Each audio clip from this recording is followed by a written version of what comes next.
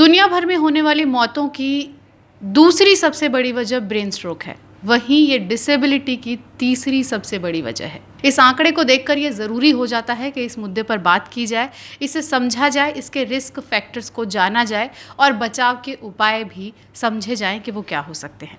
इन्हीं पर बात करने के लिए मेरे साथ हैं आज डॉक्टर संजय कुमार चौधरी। स्वागत है सर। Thank you. तो पहला सवाल यही लेते हैं कि रिस्क फैक्टर्स क्या हैं, वो ऐसे कौन से कारण हैं जो किसी में ब्रेन स्ट्रोक के खतरे को बढ़ाते हैं। तो ब्रेन स्ट्रोक के कई कारण होते हैं। सबसे इम्पॉर्टेंट कारण जो होता है हम लोग कहते हैं एक्वायर्ड रिस्क फैक्टर्स, कि जैसे ब्लड प्रेशर, जैसे शुगर, जैसे हार्ट की प्रॉब्लम। इसके साथ साथ another important is genetics, genes. हमारे जीन्स हम अपने पापा मम्मी और हमारे पूर्वजों से लेते हैं, और उससे डिपेंड करता है कि जो रिस्क फैक्टर्स अगर हमने कंट्रोल नहीं किया, जैसे ब्लड प्रेशर, शुगर, हार्ट की प्रॉब्लम, वैस्कुलर रिस्क फैक्टर्स, और कुछ एक्वायर्ड फैक्टर्स जैसे मद्यपान करना, जैसे सिगरेट का स्मोकिंग करना। इस तरह के कई लोग ड्रग सेवन करते हैं, कई लोग कफ सिरप बहुत ज़्यादा मात्रा में पीते हैं, कोडीन और जितने भी नशे किए हैं, इन सब की वजह से आप रिस्क फैक्टर्स आपकी बढ़ जाती है, आपको स्ट्रोक होने के चांसेस आपके बढ़ जाते हैं। इसके साथ साथ हमारे पास जो हेल्दी लाइफस्टाइल का ना होना, जैसे मोटापा, जैसे एक्सरसाइज नहीं करना, जैसे हेल्दी एक्टिविटीज़ नहीं करना, इन सब कारणों की वजह से भी हमें we are at higher risk of stroke as compare to any other person. So sir, ये तो कुछ ऐसे रिस्क फैक्टर्स हैं जो और भी बीमारियों के पीछे का कारण हो सकते हैं। क्या कोई ऐसे 2, 3 या एक रिस्क फैक्टर आप कह सकते हैं कि अगर ये चीज़ें हैं तो ब्रेन स्ट्रोक के चांसेस जो हैं वो बहुत हाई हैं। स्ट्रोक हम लोग कहते हैं ये कार्डियोवैस्कुलर, सो हार्ट के अटैक्स और ब्रेन के अटैक्स और पेरिफेरल वैस्कुलर डिजीज़, इन सब के कॉमन कॉजेज़ हैं। ये है, उसको हम लोग बोलते हैं एथेरोस्क्लेरोटिक रिस्क फैक्टर्स। इनमें से ब्रेन ही एकमात्र ऐसा स्ट्रक्चर है जहाँ पे स्ट्रोक 2 कारणों से होता है। एक होता है ब्रेन की आर्टरीज़ के ब्लॉक हो जाने से, और दूसरा होता है ब्रेन के अंदर में आर्टरीज़ के रप्चर हो जाने से, ब्रेन हेमरेज। ये सिर्फ ब्रेन में ही संभव है।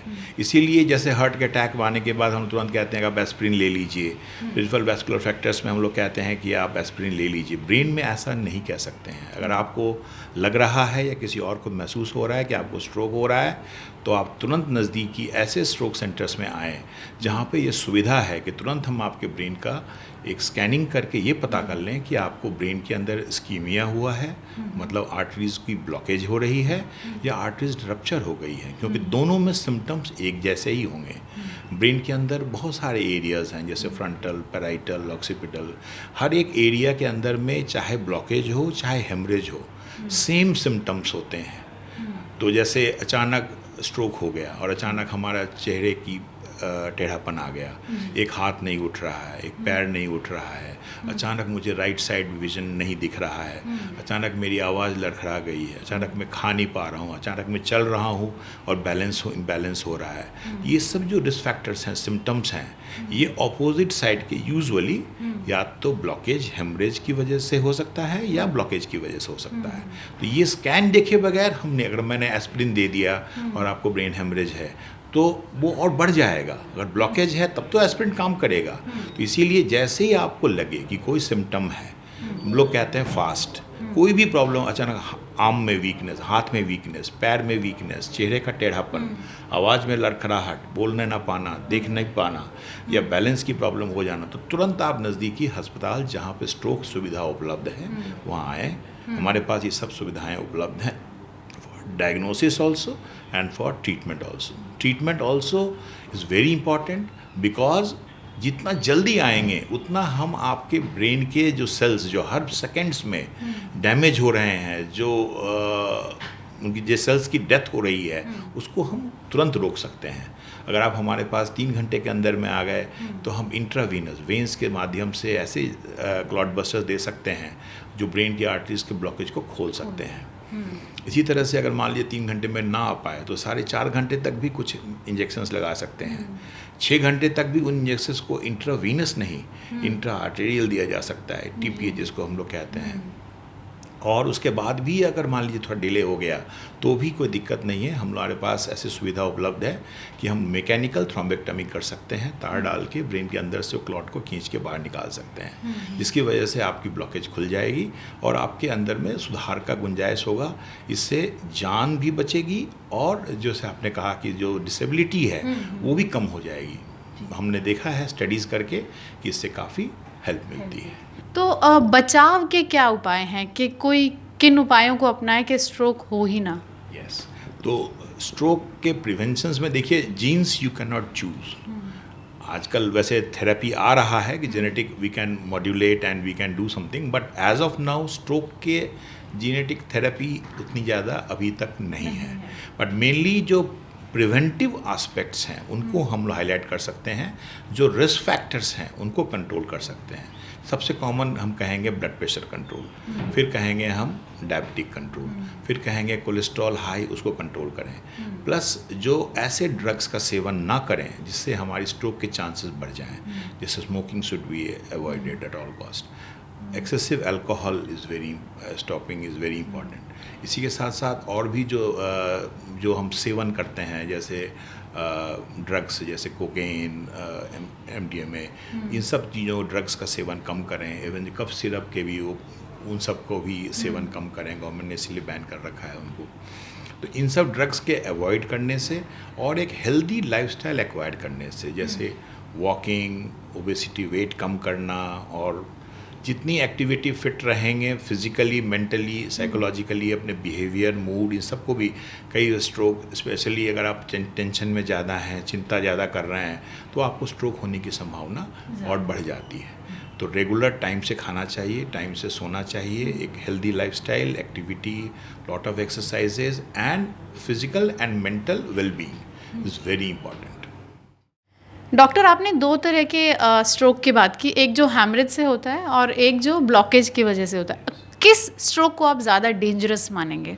देखिए, स्ट्रोक तो हर stroke is damaging for the brain, but life के लिए ज़्यादा डैमेजिंग होता है haemorrhagic brain stroke, specially depending upon क्या वजह है और कितनी बड़ी साइज ऑफ हेमरेज है और किस एरिया में हो रहा है। जैसे एक टेंटोरियम होता है, टेंट होता है ब्रेन के अंदर में, supratentorial haemorrhage, infratentorial haemorrhage.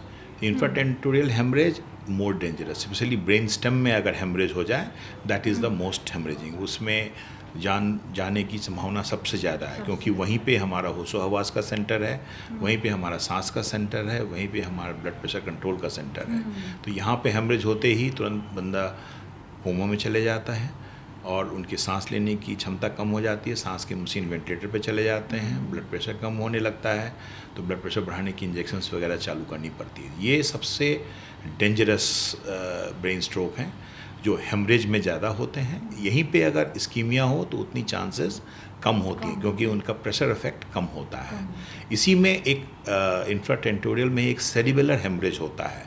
ये इस तरह से अच्छा है कि इसमें एक सर्जिकल ऑप्शन रहता है। सेरिबेलम हमारे बॉडी के बैलेंस के लिए इस्तेमाल होता है, तो इसके अगर हेमरेज हो जाए ब्लड प्रेशर हाई होने की वजह से, तो इनको हम ऑपरेशन करके इसको निकाल सकते हैं। और हेमरेज में ही कई बार ऐसा होता है कि जो ब्रेन के अंदर पानी का जो फैलाव होता है उसमें कई बार ब्लॉकेज हो जाती है, हाइड्रोसेफलस।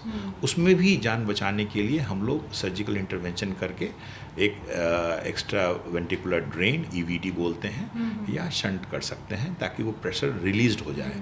मेन जो जान का खतरा होता है हेमरेज में वो होता है ब्रेन के प्रेशर के बढ़ जाने की वजह से।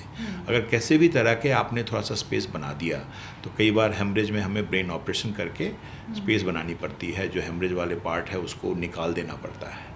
इसी में और भी कई तरह के हेमरेज होते हैं, जैसे एक हेमरेज होता है जो सबसे खतरनाक होता है, सब एरेक्नॉइड हेमरेज। उसमें ब्रेन की धमनी के अंदर में गुब्बारे होते हैं जो फट जाते हैं और जिसकी वजह से हम लोग कहते हैं कि 50% स्पॉट डेथ हो जाती है। 50% हर ब्लीड। और उसमें क्या होता है कि थोड़ा सा लीक हुआ फिर वो सील हो जाता है नेचुरली, तो जान बच गई आपकी। लेकिन कुछ देर बाद फिर अगर दोबारा लीक करेगा तो there is as much as 50% chance कि you will not make it. So उस केस में हमें फिर हाइपर अलर्ट मोड में तुरंत हमें पेशेंट को एडमिट करके जांच करा के एंजियोग्राफी करके उस गुब्बारे को आइडेंटिफाई करके उसको कॉइल से या उसको ऑपरेशन करके उसको क्लिप करना पड़ता है। वो अगर हो गया तो आगे हेमरेज होने की संभावना रुक जाती है, और उस हेमरेज की वजह से जो तकलीफ़ हुई है, जो स्ट्रोक हुआ है, पैरालिसिस हुआ है, उससे रिकवरी विद टाइम हो जाता है। ये सबसे डेंजरस स्ट्रोक्स हैं।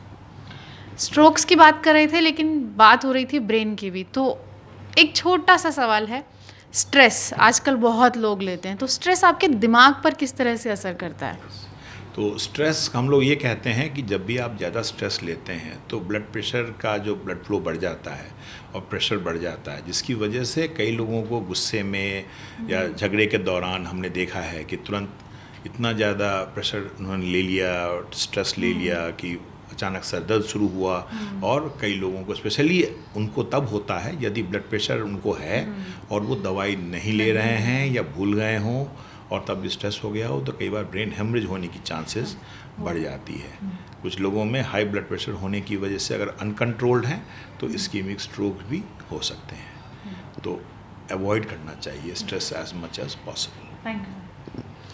तो स्ट्रेस नहीं लेना है, जानकारी लेनी है, जो कि हमने अभी आपको दी है। सेहत से जुड़े ऐसे ही और वीडियोस के लिए जुड़े रहिए एनडीटीवी के साथ।